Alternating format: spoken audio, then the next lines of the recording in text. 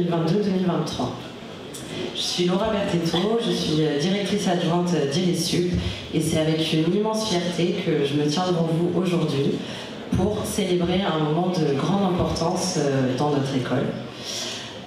Pour nous accompagner lors de cet événement, nous accueillons Madame Sylvie Berman, ambassadrice de France et présidente de l'IHEDN, que nous remercions vivement d'avoir accepté cette invitation et d'être la marraine de cette promotion.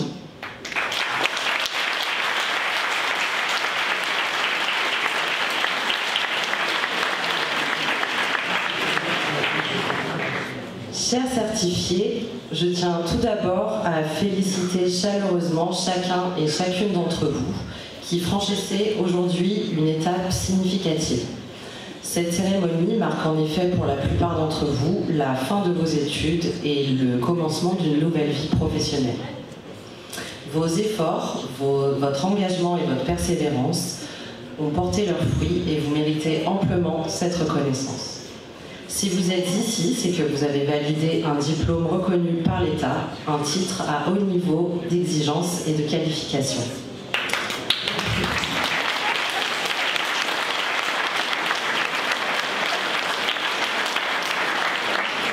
En plus de vos cours, vous avez été nombreuses et nombreux à réaliser votre formation en alternance ou pour les stagiaires de la formation continue, avoir repris des études en plus de votre activité professionnelle. Bravo, nous savons les sacrifices que cela peut impliquer.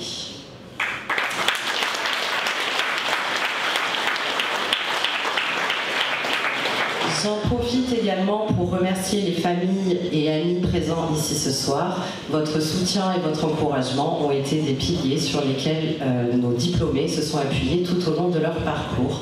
Votre présence ici est le témoignage de votre engagement envers leur réussite.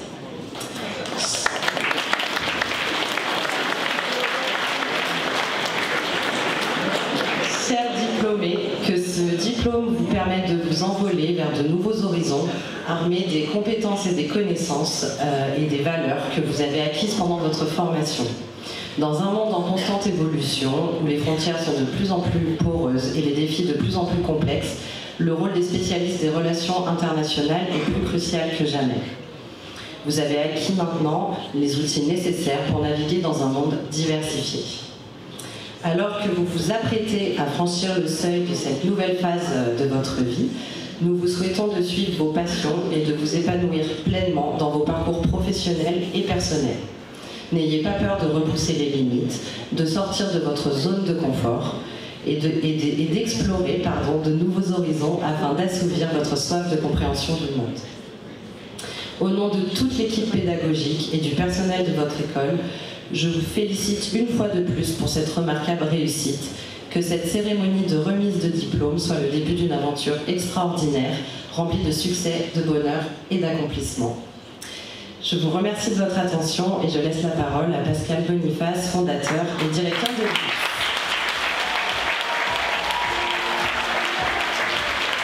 Bonjour à tous, bonsoir à tous, merci Laura.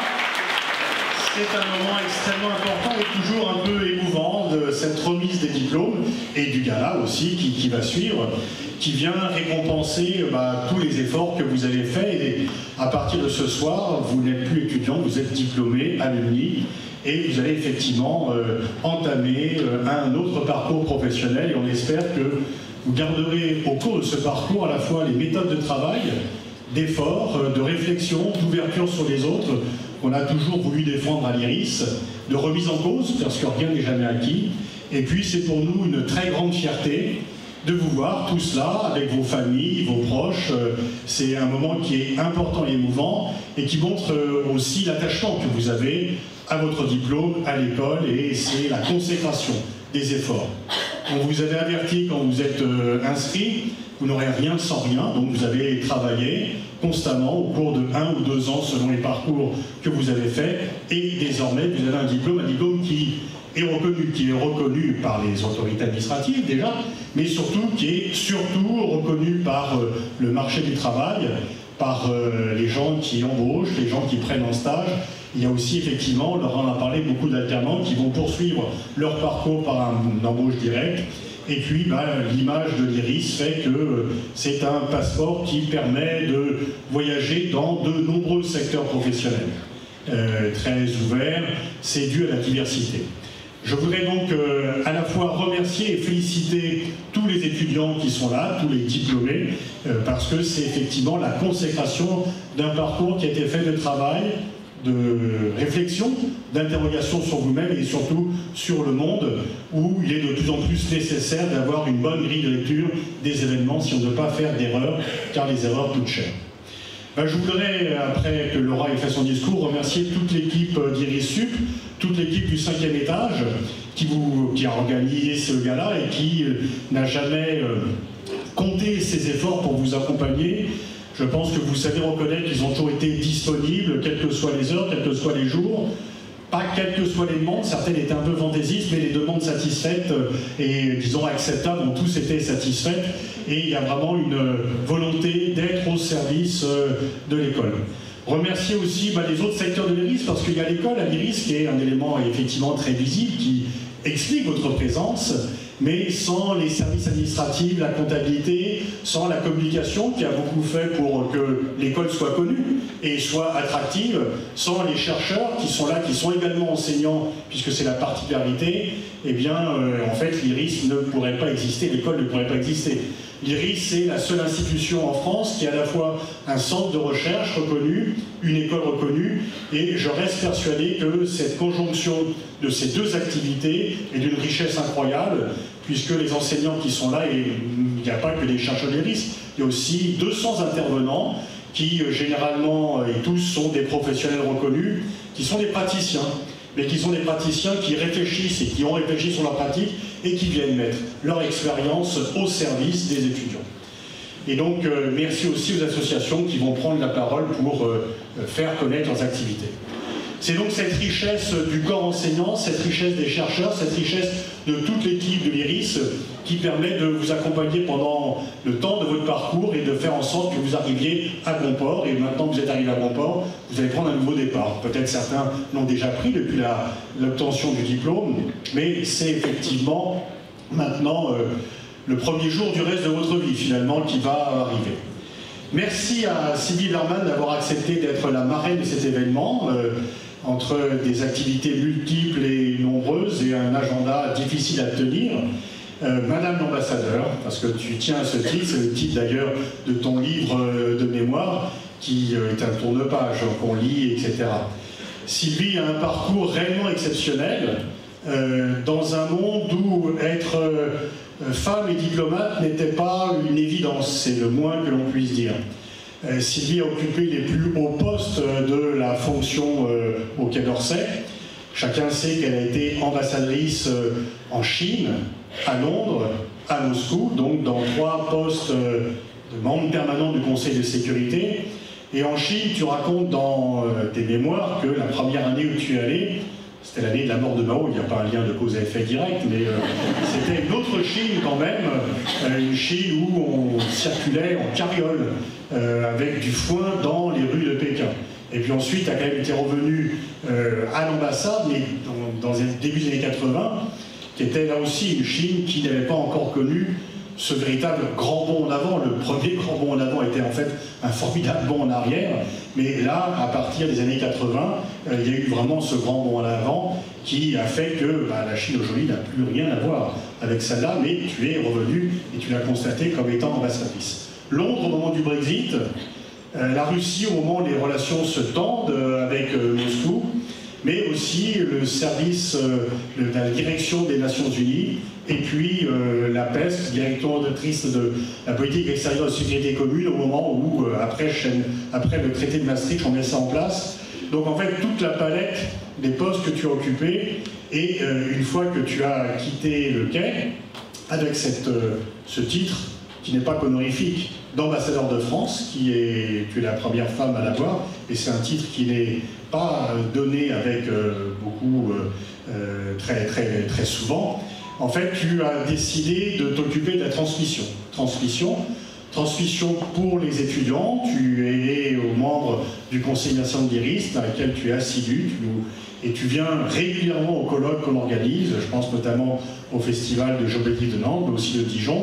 Donc transmission par rapport au public, de ton expérience et de ta réflexion, et puis transmission sur les plateaux télévisés, puisque l'actualité a été nombreuse, et tu as toujours ce goût de ne pas réfléchir, de ne pas réfléchir en simplifiant les choses, en les rendant simples, sans simplification, en les rendant compréhensibles, et en disant également ce que tu penses, alors que l'on sent un peu sur les plateaux qu'il y a une volonté de ne pas s'extraire, finalement d'avoir une sorte d'unanimisme. Et en fait, quand tu n'es pas d'accord, quand ton expérience et ton intelligence te font penser autre chose que le vent dominant, eh bien, tu n'hésites pas à le faire savoir, et c'est d'autant plus remarquable que c'est relativement rare. Donc merci pour ce que tu fais, pour l'IRIS, pour le grand public, pour le fait de faire en sorte que la géopolitique, ça doit être effectivement accessible à tous, accessible aux étudiants qui en ont fait leur parcours étudiant, mais aussi au grand public, ceux qui viennent aux conférences que l'on fait, ou ceux qui allument la télé, parce qu'il est vraiment important que, par rapport à un monde qui devient de plus en plus dangereux, on ait des informations les plus sûres, les plus fiables, et qu'on ne se trompe pas dans l'analyse, et qu'on ne suive pas de façon un peu moutonnière des vents mauvais qui peuvent conduire au pire. Et donc, mal nommer les choses, c'est contribuer au malheur du monde. Et merci Sylvie de bien nommer les choses. Je te laisse la parole.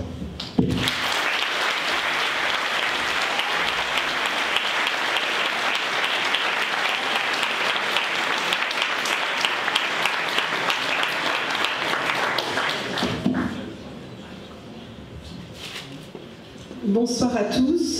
Félicitations, chers diplômés, parce que ce n'est pas facile, mais c'est probablement la période la plus passionnante en ce qui concerne les études des géopolitiques. Merci aussi de m'avoir désignée comme marraine, j'en suis très, très honorée.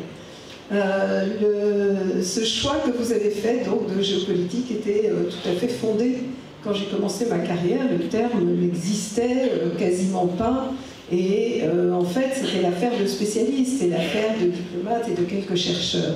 Aujourd'hui, tout le monde a besoin de connaissances en géopolitique, et je le constate d'ailleurs, parce que maintenant, effectivement, les médias font appel à des spécialistes, alors des spécialistes, des militaires, des diplomates, des chercheurs, c'est très très rare. Avant, il n'y avait pas de généraux ou d'ambassadeurs sur les plateaux de télévision pour faire part de leur expérience. Et ça, je pense, comme l'a dit Pascal, que c'est indispensable, parce que je trouve que souvent, pour parler franchement, on a dans les médias un peu une mémoire de poisson rouge, et que ce qui est arrivé il y a plus d'un mois a été souvent complètement oublié, sans parler des années.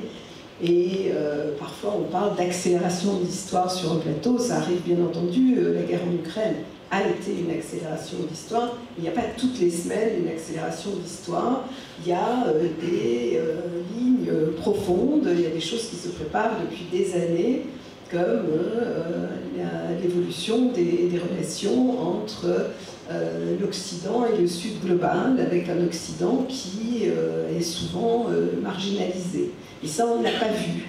On n'a même pas vu au début de la guerre en Ukraine. Tout le monde avait le sentiment d'unanimité autour du monde occidental. D'ailleurs, on a l'habitude de s'appeler la communauté internationale, quand on ne s'appelle pas le monde libre d'ailleurs.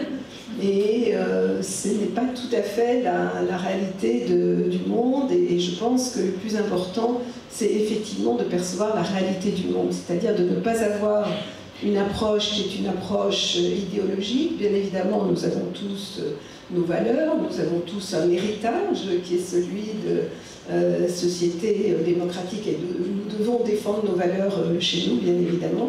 Attention à ne pas vouloir les défendre les armes à la main dans des pays où on a causé plus de dégâts qu'on a aidé à établir la démocratie. Je pense naturellement à l'Irak, je pense à la Libye également, et qu'est-ce qui se retourne aujourd'hui contre nous.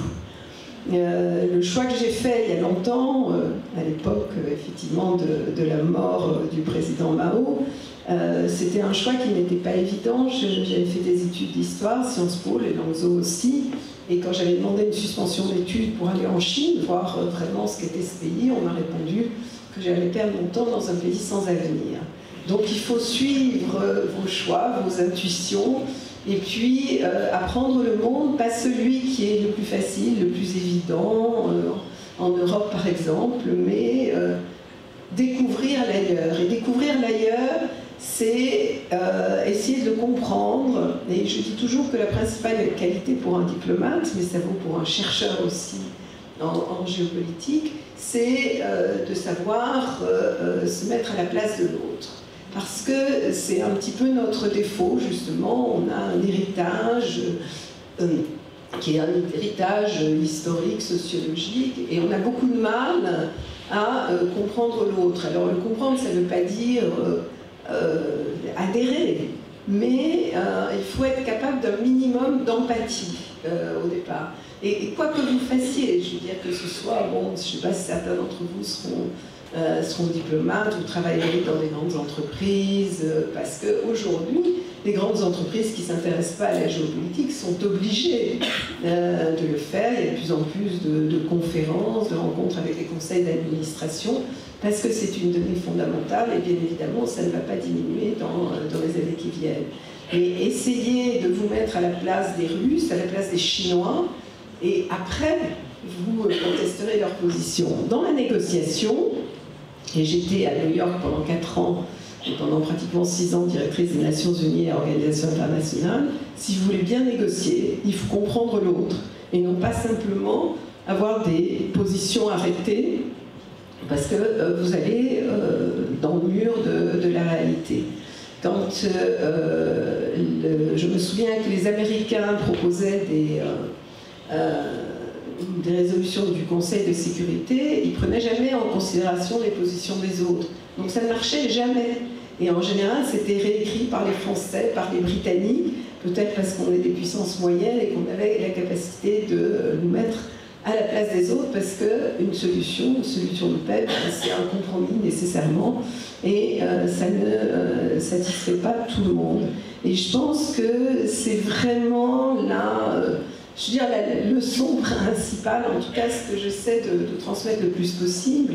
C'est difficile sur les plateaux de télévision, bien évidemment, parce que on est parfois caricaturé. Quand on essaie d'expliquer une position, on a l'impression que l'explication vaut purement adhésion. Mais comme le disait Pascal tout à l'heure, c'est aussi pour ça que je me suis lancée dans cet exercice de transmission.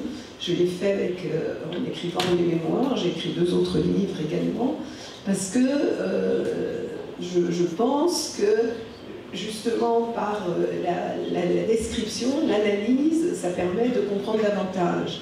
La Chine a été importante dans ma carrière, c'est très clair, ça a été le fil rouge, mais j'aurais jamais fait cette carrière si je n'avais pas fait ce choix risqué et un peu envers et contre tous en 1976, alors qu'aucun d'entre vous, naturellement, n'était né. Et tout au long de ma carrière, j'ai aussi essayé d'expliquer cela, parce que je suis partie d'une Chine misérable. Bon, c'était les carrioles de foin, les gens n'avaient rien à manger, il y avait des montagnes de choux dans la rue, il n'y avait rien d'autre, on les enterrait pendant l'hiver, et les générations précédentes ont connu la famine et le cannibalisme, etc. Donc ça, c'est important de comprendre. J'ai vécu aussi en Union soviétique, au moment de la perestroïka, qui était une des périodes les plus riches de l'Union soviétique. C'est un moment où il y avait un espoir fabuleux, où il y avait des débats, où on se demandait, où les Russes se demandaient ce que deviendrait l'avenir. Il y avait ce qu'on appelle ces discussions d'arrière-cuisine, puisque c'était souvent des appartements communautaires, il y avait très peu de place, on faisait peu confiance aux gens, et le soir très tard, autour d'un thé noir et assez amer, il y avait effectivement l'expression de beaucoup d'espoir. Plus d'espoir à l'époque qu'il n'y en a eu par la suite, parce qu'il y a eu une grosse déception avec l'évolution de l'Union soviétique, de la Russie avec Yeltsin. Ça a été des années sauvages, des années d'insécurité, des années de pauvreté extrême, ce qui explique aussi la popularité de Vladimir Poutine quand il est arrivé au pouvoir au début, enfin à la fin de 99, début des années 2000, parce qu'il a apporté la richesse et la stabilité. Malheureusement, il n'a pas su faire ce qu'il aurait dû en faire, c'est-à-dire de véritables réformes économiques, une forme de démocratisation, parce que ce pays avait les plus grands ingénieurs, les plus grands mathématiciens, et avait des ressources naturelles très très importantes. On le voit aujourd'hui, d'ailleurs c'est aussi pour ça que la Russie ne s'est pas effondrée malgré les sanctions. Et donc ce tournant a été très important, mais ça on l'oublie aussi totalement. Il est dans la mentalité des Russes d'une certaine, enfin d'une génération, disons, au-dessus de 50 ans aujourd'hui, parce qu'ils ont eu le sentiment d'une humiliation. On dit toujours, ben, on n'a pas cherché à humilier les Russes. Oui, peut-être, mais c'est un pays qui a été divisé quasiment de moitié, qui a perdu sa population, une grande partie de sa population, et qui l'a très mal vécu, parce que dans les années qui ont suivi, et j'étais à New York à ce moment-là, il se trouve que le représentant permanent russe était l'ancien premier vice-ministre des Affaires étrangères que j'avais connu, qui était chargé de l'Afghanistan, en particulier au moment du retrait des troupes, et qui était un homme tout-puissant. Et bien à New York, il était dans les mains des Américains. Et puis personne ne s'intéressait à ce que la Russie pensait. Et la Russie a commencé à être frustrée avec l'intervention au Kosovo, parce qu'on a fait une intervention sans validation par le Conseil de sécurité, on est passé par le G8, et ça, c'est des choses qui ont marqué profondément les Russes. D'ailleurs, c'est pour ça qu'aujourd'hui, il y a un décalage entre les générations, c'est-à-dire des générations plus anciennes qui avaient le sentiment d'être dans un grand pays qui était une superpuissance, et puis les jeunes générations qui sont plus modernes, qui ont plus d'accès à l'information et qui seraient sans doute favorables à la démocratie et qui sont hostiles à la guerre. C'est, encore une fois, explication ne vaut pas justification, mais si vous lisez par exemple un livre absolument remarquable qui est La fin de l'eau rouge par Svetlana Alexievitch, qui est prix Nobel, elle interviewe des gens et beaucoup d'entre eux disent « nous étions un grand pays ». Et donc, voilà, aujourd'hui, Poutine est dans une guerre d'agression, il commet des crimes de guerre et c'est totalement inadmissible, mais on peut au moins comprendre le cheminement et la position des gens, sans le justifier. Mais je crois que personne n'est prêt à faire cet effort, et ce qui est bien dommage. J'ai vécu d'autres périodes intéressantes parce que le Brexit, tout le monde a oublié aujourd'hui, ça n'intéresse plus personne. Mais en réalité, ça a été la première crise des démocraties représentatives. C'est-à-dire tout ce qu'on a retrouvé ensuite avec Trump et dans nos sociétés aujourd'hui avec la progression de l'extrême droite et le populisme, eh bien, ça a commencé au moment du Brexit, où il y avait ce sentiment d'identité anglaise, même pas d'identité britannique, de rejet du reste du monde. Et j'entends aujourd'hui Poutine dire que Napoléon et Hitler n'ont pas réussi à conquérir l'Europe et que c'est aujourd'hui l'Union européenne qui peut le faire. Eh bien, Boris Johnson disait exactement la même chose pendant le Brexit, en disant on veut sortir de l'Union européenne parce qu'on veut être libre.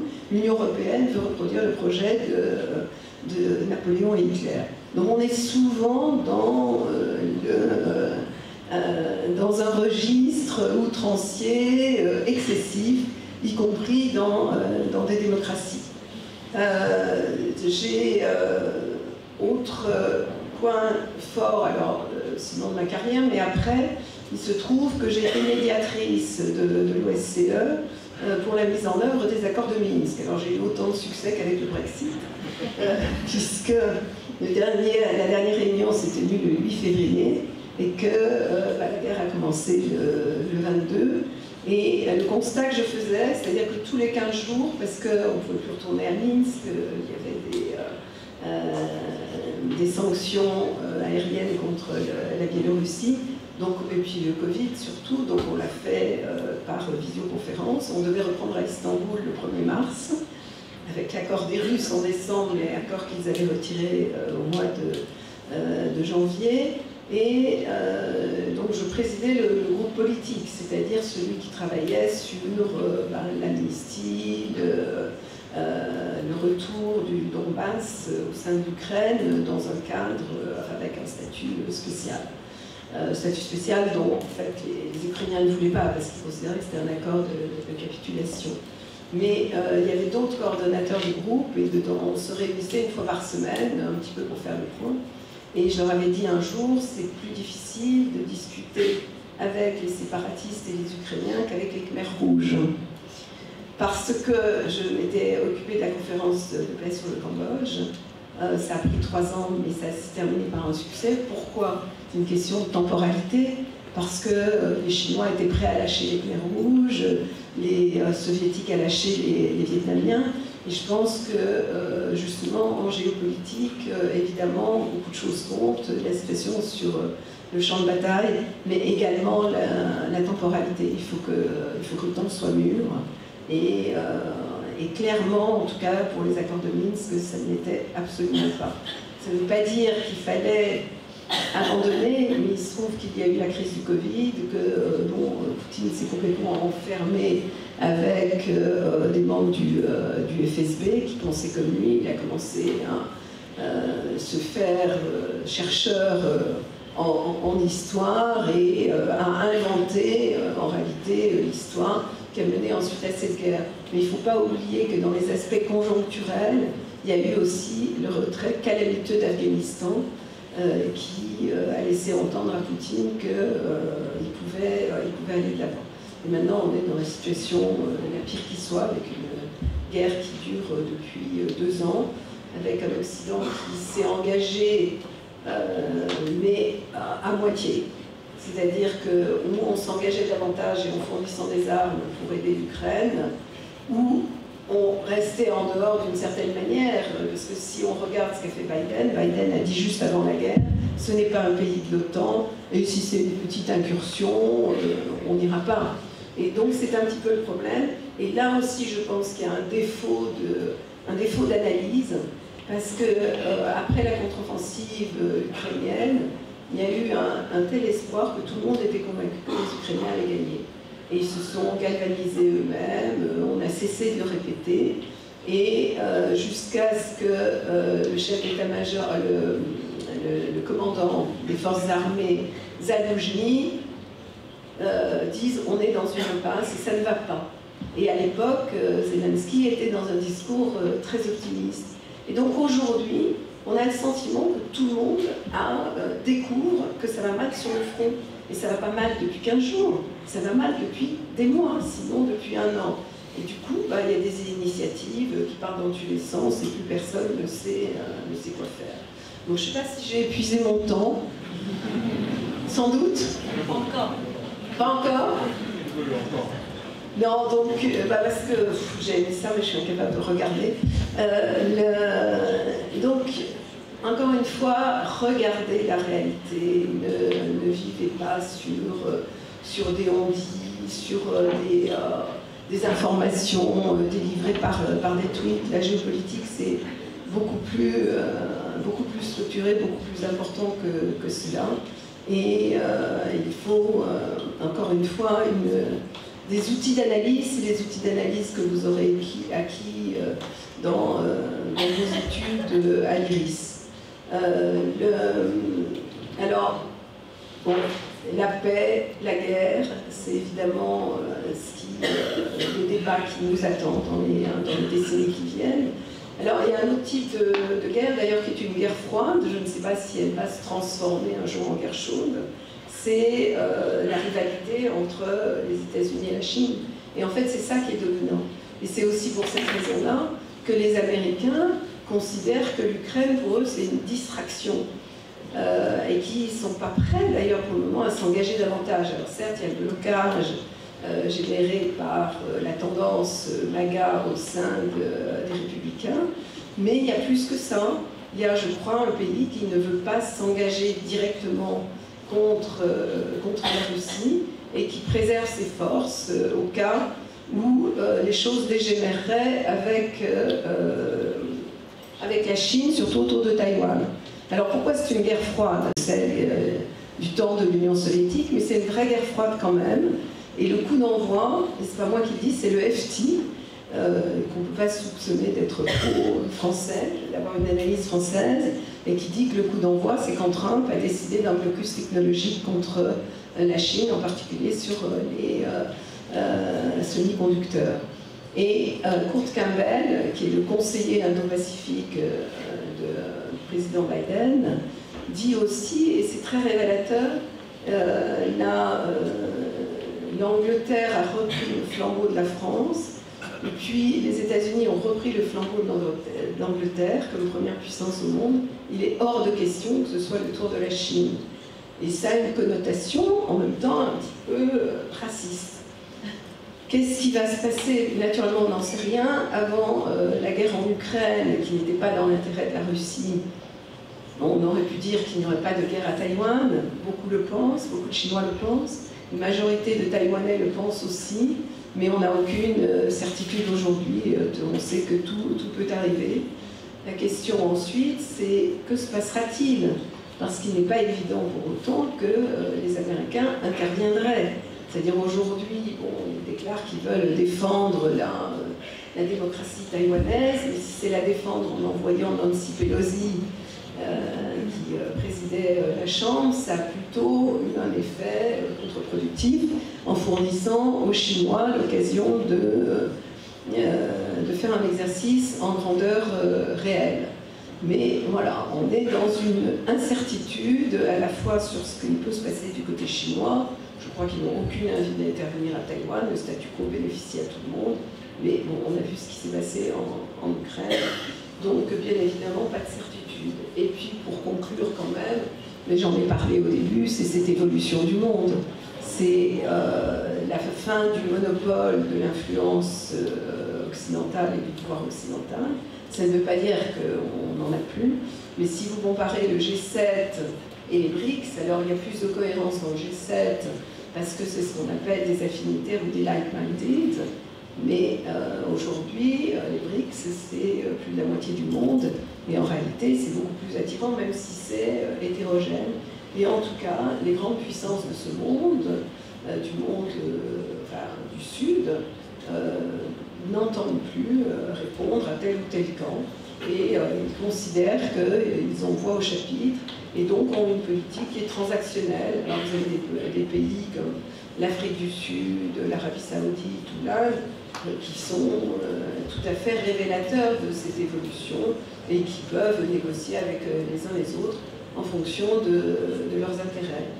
Et donc, évidemment, ça pose un problème à l'Occident qui est marginalisé, et qui est doublement marginalisé parce que ce qu'on disait, c'est qu'avant, l'Union européenne était facteur de modération et de compromis aux Nations Unies, c'est terminé, puisqu'aujourd'hui elle est partie prenante dans un conflit, et c'est comme ça qu'elle est perçue aujourd'hui.